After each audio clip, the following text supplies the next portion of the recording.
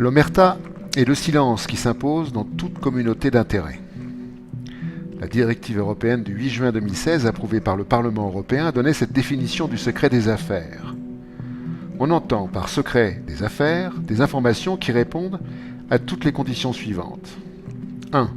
Elles sont secrètes en ce sens que, dans leur globalité ou dans la configuration et l'assemblage exact de leurs éléments, elles ne sont pas généralement connues des personnes appartenant au milieu qui s'occupent normalement du genre d'informations en question ou ne leur sont pas aisément accessibles. 2. Elles ont une valeur commerciale parce qu'elles sont secrètes. 3. Elles font l'objet de la part de la personne qui en a le contrôle de façon licite des dispositions raisonnables compte tenu des circonstances destinées à les garder secrètes.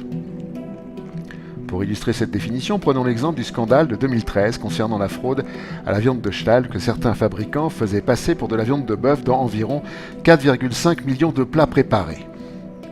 Les affaires des entreprises impliquées répondaient aux 3 conditions qui définissent le secret des affaires. Autrement dit, la directive met le fraudeur à l'abri de toute investigation et peut également répondre aux questions éventuelles par l'omerta au nom du secret des affaires.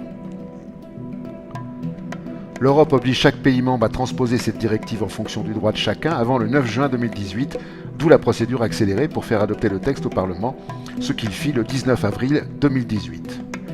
Ainsi, l'investigation et l'enquête à propos du fonctionnement d'une entreprise, de la fabrication de ses produits ou encore des méthodes de commercialisation sont criminalisées. Informer devient un délit et l'omerta la règle.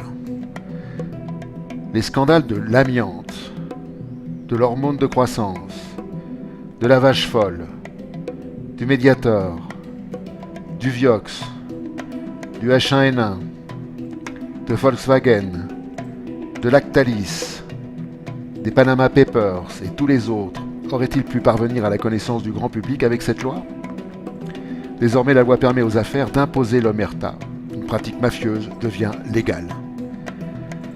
Qui a voté la directive européenne en 2016 ? Le PS, la droite et l'extrême droite. Qui a voté la loi en France en 2018 ?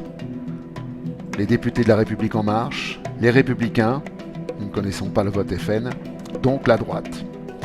Ces partis politiques défendent celles et ceux de leur caste au détriment de l'intérêt général et ce n'est pas nouveau.